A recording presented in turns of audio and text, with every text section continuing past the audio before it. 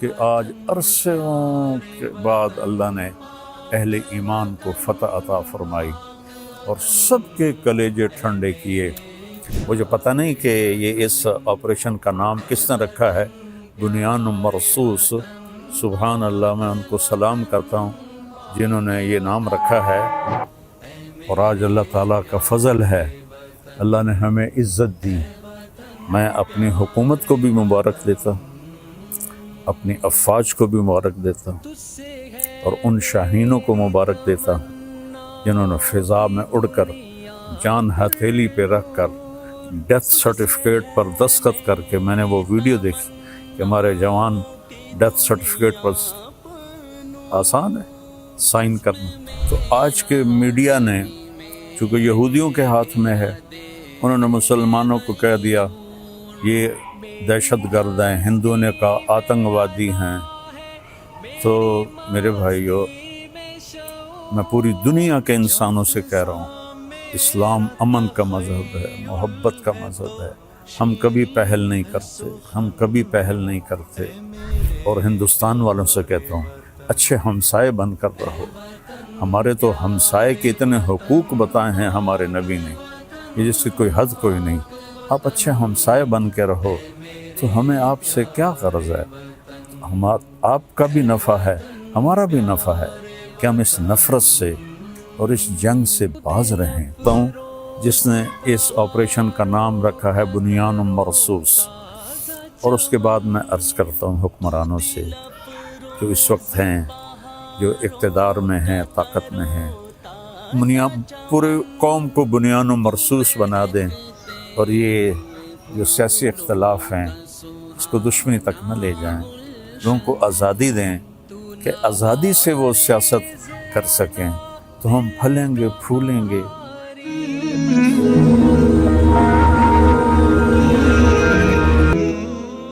السلام علیکم ورحمۃ اللہ وبرکاتہ۔ بسم اللہ الرحمن الرحیم، والصلاة والسلام علی رسولہ الکریم وعلی آلہ واصحابہ اجمعین، اما بعد، فاعوذ باللہ من الشیطان الرجیم، بسم اللہ الرحمن الرحیم، ان ینصرکم اللہ فلا غالب لکم، وقال النبی صلی اللہ تعالی علیہ وسلم، یا ایھا الناس لا تتمنوا لقاء العدو فاذا لقیتم فاثبتوا۔ میرے محترم پاکستانی بہن بھائیوں اور پوری دنیا کے اہل اسلام جو مدتوں سے آگ و خون میں جل رہے تھے، اللہ نے ایک معجزہ دکھایا اور اپنے سے 10 گنا بڑے دشمن کو اللہ تعالیٰ نے خاک میں ملا دیا اور ان کے غرور کو زمین میں دفن کر دیا، اور اللہ تعالیٰ نے اپنے بندے کی مدد فرمائی۔ اسلام ہمیں کبھی بھی پہل کا نہیں کہتا، ہم ملک کے لیے نہیں لڑتے، ہم اسلام کو پھیلانے کے لیے نکلتے ہیں، یا ہمارے اوپر کوئی حملہ کرے ہم اس کا دفاع کرتے ہیں۔ اسلام امن کا مذہب ہے، بھائی چارے کا مذہب ہے۔ میں صرف مولانا نہیں ہوں، اس سے زیادہ میں نے ہسٹری کو پڑھا ہے، لہذا میرے سامنے ایسے شیشے کی طرح ہسٹری ہے کہ ہندو آپس میں کتنا لڑے مہاراجے، اور کیسے انہوں نے ایک دوسرے کو گاجر مولی کی طرح کاٹا، اور مراٹھوں نے ہندو مسلم کی تفریق کے بغیر کس طرح خون کی ندیاں بہائیں، اشوک نے کس طرح لاشوں کے انبار لگا دیے تھے۔ اور میں اپنے نبی پہ قربان جاؤں، جب انہوں نے مکہ فتح کیا، 18 برس کی دشمنی تھی کہ ہم نے محمد بن عبداللہ کو قتل کرنا ہے۔ یہ وہ لوگ نہیں تھے جو صرف سیاسی اختلاف تھا یا چھوٹی موٹی کوئی دشمنی تھی، اس درجے کی دشمنی تھی کہ اس کو قتل کرنا ہے۔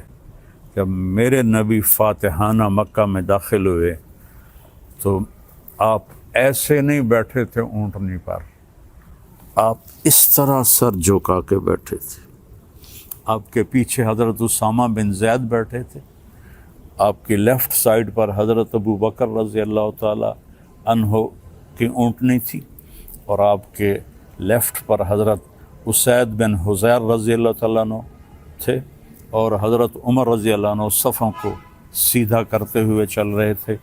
اور میرے لوگ جب داخل ہوتے ہیں تو فاتحانہ تو ایسے داخل ہوتے ہیں، اور کہتے ہیں گاجر مولی کی طرح کاٹ دو، نہ بچہ چھوڑو نہ بڑا چھوڑو۔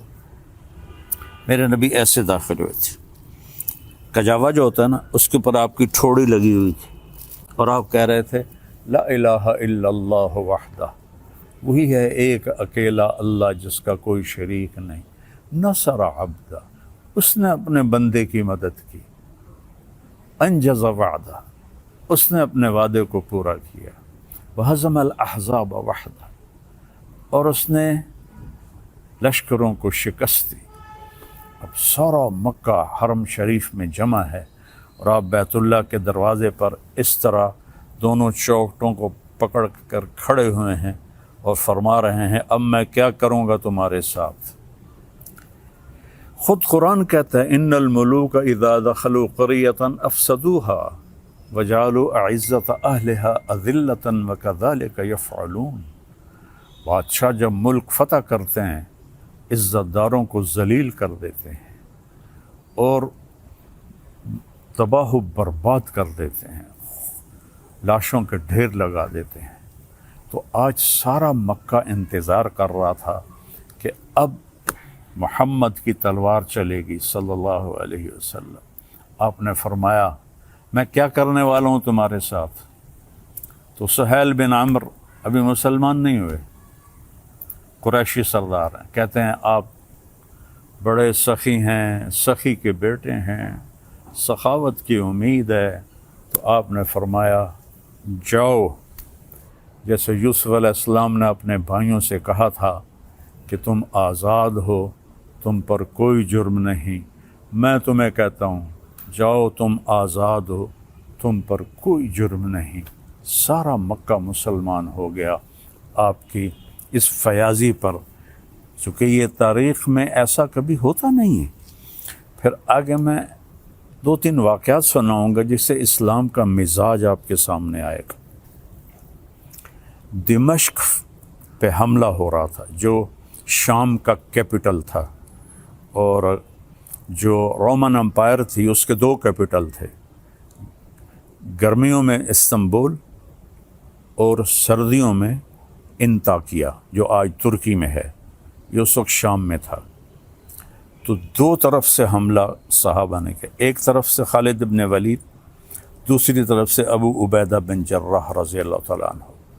خالد بن ولید فتح کرتے کرتے کرتے ایک بہت بڑا گرجا تھا، اس کے آدھے تک پہنچ گئے تھے کہ ادھر سے ابو عبیدہ ایک دم آئے اور کہا تم تلوار چلا رہے ہو، میں نے تو ان کی صلح کی اپیل منظور کر رہی ہے۔ تو خالد بن ولید کو غصہ آ گیا، میں امیر ہوں، میری اجازت کے بغیر تم نے ان سے صلح کیوں کی ہے؟ کہا بس میں نے کر دی ہے، تمہیں نبھانا ہے۔ تو اب بتاؤ جو آدھا شہر فتح کر چکا ہو اور مال غنیمت اور کیا کچھ ہو، اور باقی آدھا بھی فتح ہو گیا، لیکن ایک آدمی نے کہا میں نے صلح کی اپیل منظور کر لی ہے، خالد نے تلوار نیچے کر لی، آدھا گرجا توڑ کے مسجد بنایا گیا اور آدھا گرجا رہا، اس کو جو توڑا تھا ایک طرف سے اسے مسلمانوں نے ٹھیک کر کے ان کو بنا کے دے دیا۔ پھر ولید ابن عبد الملک کے زمانے میں کوئی 60-70 سال بعد اس نے عیسائیوں سے وہ گرجا خریدا منہ مانگے بول پر، اور وہ مسجد بنائی جو آج دمشق میں ہے۔ اور جو قیدی پکڑے گئے اس میں پتہ چلا کہ رومن امپائر کے بادشاہ کی بیٹی بھی قید ہے، چونکہ اس کا جو خامن تھا وہ دمشق کا گورنر تھا، اس کا نام تھا توما۔ تو حضرت خالد کو پتہ چلا کہ وہ قیدیوں میں ہے، تو انہوں نے فوراً اس کو وہاں سے نکلوایا، الگ خیمہ، اس کی باندیاں نوکرانیاں، اور اوپر صحابہ کا پہرا لگا دیا۔ اور جب دمشق کا سارا سسٹم ٹھیک کر لیا تو 400 مسلمان سپاہیوں کو رومن امپائر کے بادشاہ کی بیٹی کے ساتھ بھیجا کہ جاؤ اور اسے انطاکیہ کیسر کے پاس پہنچا کے آؤ۔ اس وقت کا رومن بادشاہ کیسر تھا، ہرقل جس کو آپ ہرکلیس کہتے ہیں، ہرقل نام تھا۔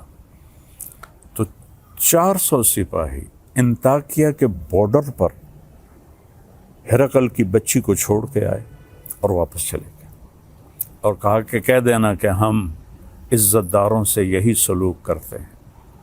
تو جب ہرقل نے دیکھا، حیران پریشان، تو اس نے پوچھا، بیٹی نے سارا بتایا، تو وہ رونے لگا کہ جس قوم کے یہ اخلاق ہوں تو یاد رکھنا ایک دن انطاکیہ بھی ان کے قدموں میں ہوگا۔ یہ اس کے الفاظ تھے۔ مسلمانوں کی ایک خوبصورت، مسلمان بادشاہوں نے وہی کیا جو باقی بادشاہوں نے کیا۔ لیکن میں تھوڑا سا آگے چلتا ہوں، میں آپ کو صلاح الدین ایوبی کی بتاتا ہوں، جو 492 ہجری یعنی میرے نبی سے 492 سال بعد کی تاریخ آپ کو بتانے لگا ہوں کہ صلیبی عیسائی پادری نے پورے یورپ کو آگ لگا دی کہ یروشلم آزاد کراؤ، فلسطین آزاد کراؤ۔ ایک بہت بڑا لشکر نکلا۔ اس وقت بغداد پہ جو خلافت تھی وہ بڑی کمزور تھی۔ مستظہر باللہ ایک خلیفہ تھا جو اس وقت وہاں حکمران تھا، لیکن غلبہ وہاں سلجوکیوں کا تھا۔ تو اس نے آسانی سے بیت المقدس یروشلم کو فتح کیا۔ اس کا نام تھا گاڈ ہمفرے، اور اس خبیث نے کہا جب تک مسلمانوں کا خون میرے گھوڑے کے سینے تک نہیں آ جاتا قتل عام جاری رکھا جائے۔ تو اس وقت یہودی بھی آباد تھے اور مسلمان بھی آباد تھے اور عیسائی بھی آباد تھے۔ عیسائیوں کو چھوڑ دیا اور یہودیوں اور مسلمانوں کو اتنا قتل کیا کہ گلیوں میں ان کا خون بہنے لگا۔ آخر پادریوں نے وہ خون بالٹی میں بھر کے اس کے گھوڑے کے سینے پر مارا کہ چل تیری قسم پوری ہو گئی کہ مسلمانوں کا خون تیرے گھوڑے کے سینے سے لگ گیا۔ تب اس نے تلوار نیچے کی۔ 1099 اور 1187 میں یعنی 88 سال کے بعد جب صلاح الدین ایوبی رحمۃ اللہ علیہ نے فلسطین کو فتح کیا تو سارے مسلمان غصے سے بھرے ہوئے تھے، فوجی، کہ ہم بھی ان کو ایسے ہی قتل کریں گے جیسے انہوں نے ہمارے مسلمانوں کو قتل کیا تھا۔ اس سے پہلے ایک جنگ ہوتی ہے، جنگ حطین، جس میں سارے عیسائی بادشاہ یورپین اور مقامی 60,000 کا لشکر، اور صلاح الدین ایوبی کے پاس 20,000 کا لشکر تھا۔ تو اس نے صلاح الدین نے ان کو گاجر مولی کی طرح کاٹ دیا۔ بادشاہ سارے گرفتار ہو گئے۔ اس نے سب بادشاہوں کو عزت دی، صرف ایک کو قتل کیا، ریجنالڈ، جس نے 2 دفعہ حاجیوں پہ حملہ کیا تھا۔ یہ کرک اردن کے شہر کا حکمران تھا اور حج کا راستہ کرک سے جاتا تھا، تو اس نے 2 دفعہ حاجیوں کو قتل کیا اور کہا بلاؤ اپنے محمد کو۔ تو صلاح الدین نے اسے پیشکش کی ایمان، مسلمان ہو جاؤ۔ انہوں نے کہا میں نہیں ہوتا۔ انہوں نے کہا ہم یہ بادشاہوں کے ساتھ، اس نے کہا میں نے 2 دفعہ قسم کھائی تھی تیرے قتل کرنے کی جب تو نے حاجیوں پہ حملہ کیا تھا، تو آج محمد نہیں آ رہا، آج محمد کا ادنا غلام آ رہا ہے۔ اس نے ایسے وار کیا اور اس کی گردن پیچھے لٹک گئی۔ باقی سارے بادشاہ کانپنے لگے۔ اس نے کہا ڈرو نہیں، ہمارا مذہب ہمیں یہ نہیں سکھاتا، ہم بادشاہوں کو، عزت داروں کو ہم عزت دیتے ہیں، لیکن یہ بہت حد سے آگے بڑھ گیا تھا، اس لیے میں نے اس کو قتل کیا ہے۔ پھر آ کر انہوں نے یروشلم کو گھیر لیا، اور وہاں تو فوجی کوئی نہیں تھی، چند سپاہی تھے۔ تو آ گئے جی ہم نے صلح کرنی. صلاح الدین نے کہا صلح کس بات کی؟ اب تو میں فتح کر چکا ہوں، اب تو میں اس پر فاتحانہ داخل ہوں گا، میں اس پر فاتحانہ داخل ہوں گا. جب فاتحانہ داخل ہوں گے تو غلام، باندیاں، مال غنیمت کتنا کچھ تھا. تو انہوں نے منتیں کی کہ مہربانی کریں آپ ہمیں معاف کر دیں. تو آپ 88 سال پہلے دیکھیں کہ قتل عام سے گلیاں بھر گئیں، اور 88 سال بعد ایک مسلمان جو اپنے نبی سے 400 کوئی 500 سال بعد آیا ہے، اس نے کہا اچھا ٹھیک ہے، میرے لیے میری طرف سے سب کو اجازت ہے، جو جانا چاہتے ہیں اور جتنا سامان لے جانا چاہتے ہیں وہ بھی لے جائیں. اور فدیہ، تھوڑا سا فدیہ رکھا. تو جو مالدار تھے وہ اس کا ہر جانا اور وہ جرمانہ دیتے ہوئے نکلتے گئے. پیچھے غریب عیسائی رہ گئے. ان کا ہر جانا صلاح الدین نے اپنی جیب سے دیا، اور کچھ باقیوں نے کہا جی ہم رہنا چاہتے ہیں. کہا بسم اللہ رہو. نہ کسی گرجے کو نقصان پہنچایا، نہ کسی عیسائی پر تلوار اٹھائی. یہ میرا اسلام ہے، یہ میرے نبی کا بتایا ہوا دین ہے جو ایک اللہ کی دعوت دیتا ہے. تاریخ تو بہت لمبی ہے، میں نے 3 واقعے بتا دیے، ایک اپنے نبی کا، ایک صحابہ کا، اور ایک 500 سال کے بعد ایک بادشاہ کا. اور اس کے بعد میں سارے اہل پاکستان کو مبارک دیتا ہوں، سارے بہن بھائیوں کو مبارک دیتا ہوں. وہ مسلم ہیں، عیسائی ہیں، ہندو ہیں، سکھ ہیں، جو بھی ہیں، سب کو مبارکباد دیتا ہوں کہ آج عرصوں کے بعد اللہ نے اہل ایمان کو فتح عطا فرمائی اور سب کے کلیجے ٹھنڈے کیے. یہ ہمیں دہشت گرد کہتے ہیں. دہشت گرد تو کم بخت یہ ہیں. آپ کو پتہ ہے جب دوسری جنگ عظیم ہوئی ہے تو کون تھا شروع کرنے والا؟ ہٹلر. 1940 میں، 1945 میں کم بخت نے خودکشی کی. کتنے لوگ مرے؟ 8 کروڑ. 8 کروڑ لوگ مرے دوسری جنگ عظیم میں. پہلی جنگ عظیم 1914 میں شروع ہوئی، 2 کروڑ لوگ مرے. اس وقت آبادی تھوڑی تھی. تو سب سے بڑے دہشت گرد تو یہ ہیں. 8 کروڑ عیسائی آپس میں ٹکرائے. اتنا قتل عام تو کسی مسلمان نے نہیں کیا. مسلمانوں میں بھی ظالم آئے، میں ان کی کبھی وکالت نہیں کروں گا. تیمور لنگ بدبخت بہت ظالم تھا، اس نے 33 ملک فتح کیے. شکر. تو آج کے میڈیا نے چونکہ یہودیوں کے ہاتھ میں ہے، انہوں نے مسلمانوں کو کہہ دیا یہ دہشت گرد ہیں، ہندوؤں نے کہا آتنکوادی ہیں. تو میرے بھائیو، میں پوری دنیا کے انسانوں سے کہہ رہا ہوں، اسلام امن کا مذہب ہے، محبت کا مذہب ہے.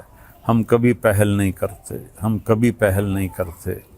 ہٹلر مسلمان نہیں تھا، عیسائی تھا، اور اس نے 8 کروڑ، اور مسولینی اٹلی والا 8 کروڑ انسانوں کے قتل کا وہ ذریعہ بنے. اور لینن اور سٹالن، انہوں نے سوشلزم کو زبردستی نافذ کرنے کے لیے 2 کروڑ انسانوں کا قتل کیا. ابھی تاریخ موجود ہے، پڑھ لیں آپ لوگ. 1924 کے 27 میں لینن کا انتقال ہوا تھا. 1953 میں سٹالن کا انتقال ہوا تھا. خون کی ندیاں بہا دی. الزام ہمارے اوپر. اور آج اللہ تعالیٰ کا فضل ہے، اللہ نے ہمیں عزت دی. میں اپنی حکومت کو بھی مبارک دیتا ہوں، اپنی افواج کو بھی مبارک دیتا ہوں، اور ان شاہینوں کو مبارک دیتا ہوں جنہوں نے فضا میں اڑ کر، جان ہتھیلی پہ رکھ کر، ڈیتھ سرٹیفکیٹ پر دستخط کر کے. میں نے وہ ویڈیو دیکھی کہ ہمارے جوان ڈیتھ سرٹیفکیٹ پر آسان ہے سائن کرنا، اور ہمارا ایک جہاز تھا، ان کے 10 جہاز تھے. ان کا ہر نشانہ خطا گیا، ہمارے سارے نشانے صحیح لگے. یہ ہے نصر من اللہ و فتح قریب. تو میری افواج پاکستان، ان کے سربراہان، ان کے سپاہی سے لے کر اور رینجر سے لے کر تمام کو، یہ میرے ہاتھ اٹھے ہوئے ہیں، اللہ آپ کو سلامت رکھے اور اللہ اس ملک کو سلامت رکھے اور اس میں امن قائم ہو، اس میں مذہبی اختلاف ختم ہو، یہ علماء سے کہہ رہا ہوں، سیاسی اختلاف ختم ہو، یہ سیاسی جماعتوں سے اختلاف تو رہے گا، دشمنی نہ ہو، دشمنی نہ ہو، ایک ہو کے رہیں۔ اور ہندوستان والوں سے کہتا ہوں اچھے ہمسائے بن کر رہو، ہمارے تو ہمسائے کے اتنے حقوق بتائے ہیں ہمارے نبی نے کہ جس کی کوئی حد کوئی نہیں، آپ اچھے ہمسائے بن کے رہو تو ہمیں آپ سے کیا غرض ہے، تو آپ کا بھی نفع ہے ہمارا بھی نفع ہے کہ ہم اس نفرت سے اور اس جنگ سے باز رہیں۔ اللہ کی قسم مسلمان کسی سے نفرت نہیں کرتا، سب سے اس کے دل، سب کے لیے اس کے دل میں ہمدردی ہوتی ہے۔ یہ نفرت سے توبہ کریں۔ کوئی مذہب، آپ اپنی کتابیں پڑھیں، کہیں آپ کو کوئی نفرت کا بول نظر آئے، آپ اپنی وید پڑھیں، کہیں آپ کو نفرت کا بول نظر آئے، بائبل پڑھیں، کہیں آپ کو نفرت کا بول نظر آئے، تو میری سب سے گزارش ہے کہ امن سے رہیں، صلح سے رہیں۔ حکمرانوں سے اپیل ہے کہ یہ جو ایک سیاسی انتشار ہے اس کو اللہ کے واسطے ختم فرما دیں تاکہ ہم ایسے ہو کے رہیں۔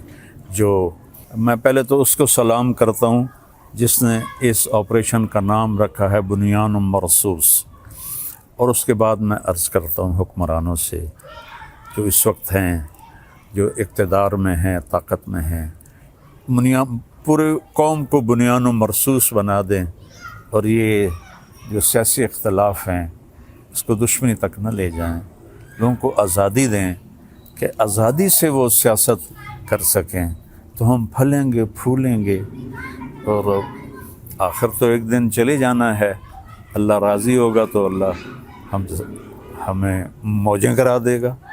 اگر کوئی ظالم بن کے مر گیا تو پھر چاہے وہ مسلمان ہے اور چاہے وہ تہجد گزار ہے۔ حجاج بن یوسف روزانہ 10 سپارے تہجد میں پڑھتا تھا، 10 سپارے، اور وہ ایسا خبیث تھا کہ اس نے 1.25 لاکھ مسلمان اپنے سامنے کھڑے ہو کے قتل کروائے تھے، اور عمر بن عبدالعزیز نے اس کو دیکھا کہ وہ جہنم کی آگ میں، اور عبد الملک بن مروان جس نے اس کو بنایا تھا گورنر عراق کا، دونوں کی آنتیں باہر نکلی ہوئی ہیں اور گدھے کی طرح اس کے گرد وہ چکر لگا رہے ہیں۔ اللہ ظلم معاف نہیں کرتا ہے۔ اس لیے بادشاہوں سے کہتا ہوں اور اپنی افواج سے کہتا ہوں، اپنی عوام سے کہتا ہوں، علماء سے کہتا ہوں، اگر آپ ممبر پر بیٹھ کر میرے نبی کے دین کو ٹکڑے کر رہے ہیں تو آپ بھی بہت بڑے ظالم ہیں، ظالم ہیں، ظالم ہیں۔ دیوبندیت کو مٹا دو، بریلویت کو مٹا دو، شیعت کو مٹا دو، سلفیت کو مٹا دو۔ میں مسلم، ہاں میں اہل سنت والجماعت ہوں، میں امام ابو حنیفہ کے فتووں پہ عمل کرتا ہوں، لیکن میں باقی سب کے لیے ایسے جھولی پھیلا کے دعا کرتا ہوں۔ تو یہ میرا آخری پیغام ہے کہ ہم اور نہیں تو سارے ایک دفعہ قومی ترانہ پڑھ لیں اور اسے یاد کر لیں اور اس کا مطلب دیکھ لیں۔ میں 100 کے قریب ملکوں میں گیا ہوں، کسی ملک کا قومی ترانہ اتنا خوبصورت نہیں، اس کا مضمون، اس کی لے، اس کی دھن، سبحان اللہ۔ اللہ حفیظ جلندری کے درجے بلند کرے۔ السلام علیکم ورحمۃ اللہ وبرکاتہ۔